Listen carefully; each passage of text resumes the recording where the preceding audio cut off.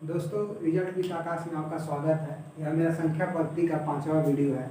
इसमें हम सीखेंगे गुणखंडों, समगुणखंडों, विषम गुणखंडों और अभाज्य गुणखंडों की संख्या ज्ञात करना। मान लीजिए जैसे 10 कोई अंक है, यह किसकी संख्या से कटता है तो 1 से, 2 से, 5 से और 10। इसके गुणखंडों की संख्या हो गई 1, 2, 3, 4। वैसे ही मान लीजिए 30 कोई संख्या है, यह 1 से, 2 से, 3 से, 5 से, 6 से, 10 से, 15 से, 30 से। 1, 2, 3, 4, 5, 6, 7, 8। इसके गुणखंडों की संख्या हो गई 8। मान लीजिए हमसे कोई पूछ दिया कि 560 के गुणखंडों की संख्या, तो जैसे हमने 10 को लिख कर गिन लिया, 30 को लिख कर गिन लिया, क्योंकि एक छोटा अंक है। ऐसे ही 560 को अगर हम लिख कर एग्जाम में गिने तो हमारा टाइम चला जाएगा और हमारा सवाल भी नहीं बनेगा। यहाँ से हम अपना एक नंबर खो देंगे। तो इसके लिए मान लीजिए कि हम 7 × 8 × 10, 7 8 56, 56 × 10 560। 7 ये 2 का 3 पावर है, ये 2 × 5 है। ये 2 के 3 पावर ये और 1 पावर ये 2 के 4 पावर, 5 के 1 पावर और 7 के 1 पावर। यहीं पर सीखने योग्य बात है। गुणखंडों की संख्या निकालते समय आधार में जो घात रहता है उसमें 1 जोड़ा जाता है। तो 4 1 5, 1 और 1, फिर 1 + 1, तो 4 1 ये 5 हो गया, 1 1 1 2 हो गया और 1 1 2 हो गया। तो 5 दूनी का 10, 10 दूनी का 20। इसके गुणखंडों की संख्या 20 हो गई।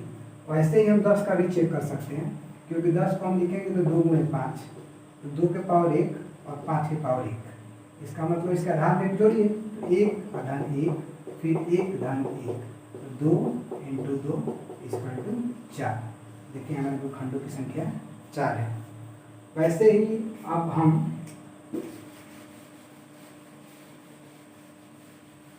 इसमें हम 4 चीजों को सीखेंगे। एक, गुणखंडों की संख्या ज्ञात करना।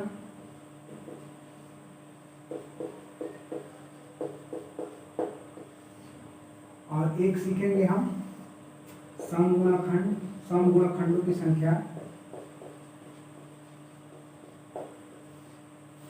फिर एक हम सीखेंगे विषम गुणखंडों की संख्या।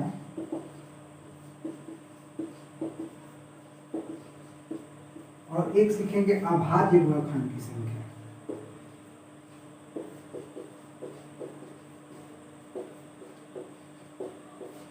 चूंकि इस टॉपिक को क्लियर करने के लिए हम एक ही अंक उठाएंगे, उसी अंक पर हम चारों चीज़ों को निकालेंगे, ताकि हमको चारों चीज़ों में अंतर आराम से हम लोग समझ सके। जैसे देखिए, मान लीजिए हमने 720 एक अंक लिया, तो इसको अगर हम लिखे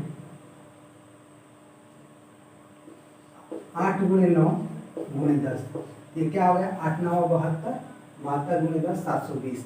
ये 2 के 3 घात है, ये 3 के 2 घात है, ये 2 × 5 है। यहाँ पर देखिए 2 के 3 घात 1 और 2 के 1 घात, 2 के 4 घात, 3 के 2 घात, 5 के घात। गुणखंडों की संख्या ज्ञात करने के लिए अभी हमने सीखा है कि आधार के घात में 1 जोड़ा जाता है।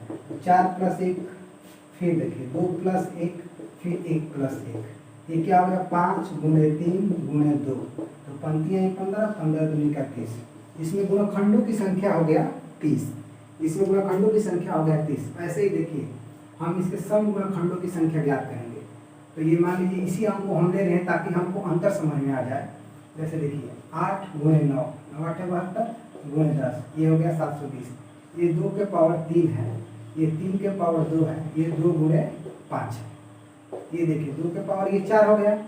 उसके बाद देखिए ये 3 के पावर 2 हो गया, ये 5 के पावर 1 हो गया। समगुणखंडों की संख्या ज्ञात करते समय हमें एक बात का ध्यान रखना चाहिए कि जो सम का घात होता है उसमें 1 नहीं जोड़ा जाता है। तो ऐसे ही 4 रख देना है। और उसके बाद देखिए 3 के घात 2 है, तो 2 में 1 जोड़िए, और फिर 5 के घात 1 है, तो 1 में 1 जोड़िए। अब देखिए 4 × 3 × 2, तो 4 3 12 2, 12 दूनी का 24। आराम से समगुणखंडों की संख्या ज्ञात करते समय जो सम का घात होता है उसमें हम 1 नहीं जोड़ते हैं। यह सम 2 3 5 में केवल एक ही सम 2 है, इसका घात 4 है, तो इसमें हम कुछ नहीं जोड़ेंगे। तो 4 ऐसे ही हो गया। फिर 3 का घात 2 है, तो 2 में हमने 1 जोड़ा, और 5 का घात 1 है, तो हम 1 में 1 जोड़े, ये हमारा हो गया 4 गुणे 3 गुणे 2 इक्वल टू 24। वैसे ही देखिए हम यहाँ पर विषम गुणनखंडों की संख्या देखेंगे तो 720 होगा, लिखे तो 8 गुणे 9 गुणे 10, ये 2 के 3, ये 3 के 2 घात, ये 2 गुणे 5। अब देखिए 2 के पावर 4, 3 के पावर 2 और 5 के पावर 1। विषम गुणनखंडों की संख्या हम लोग को निकालना है, तो विषम गुणनखंडों की संख्या निकालते समय सम गुणनखंडों को हम छोड़ देते हैं।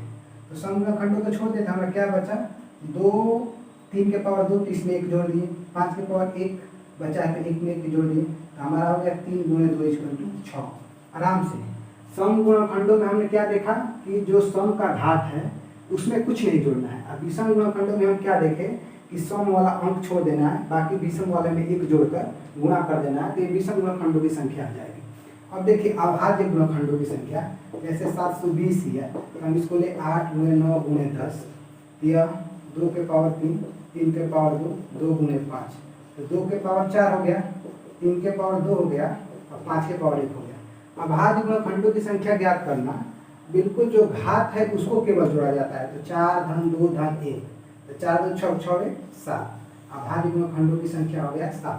आराम से गुणनखंडों की संख्या घात के प्रत्येक में 1 1 जोड़कर गुणा करा दिया जाएगा। सम गुणनखंडों की संख्या सम अंक को केवल छोड़कर दो इसमें सम है, इसे घात में कुछ नहीं जोड़ेंगे और बाकी विषम वाले में 1 1 जोड़ के गुणा करा देंगे। वैसे विषम गुणनखंडों की संख्या सम वाले अंक को छोड़ देंगे और बाकी विषम वाले में 1 1 जोड़ के गुणा करा देंगे। अभाज्य गुणनखंडों की संख्या घातों को केवल जोड़ देंगे। जैसे देखिए 2 के पावर 4 है, 3 के पावर 2 है, 5 के पावर 1 है, घातों केवल जोड़ देंगे, यह बन जाएगा। अब देखिए जैसे मान लीजिए और किसी अंक का हमको निकालना है, जैसे मान लीजिए 6 के पावर 8 है, इसके अभाज्य गुणनखंडों की संख्या निकालना है। ये संख्या लिख सकते हैं 2 गुणे 3 के पावर 18। ये कितने अंक है? 2 अंक, 1 1 2, तो 2 गुणे 18, इसके अभाज्य गुणनखंडों की संख्या हो गई 36।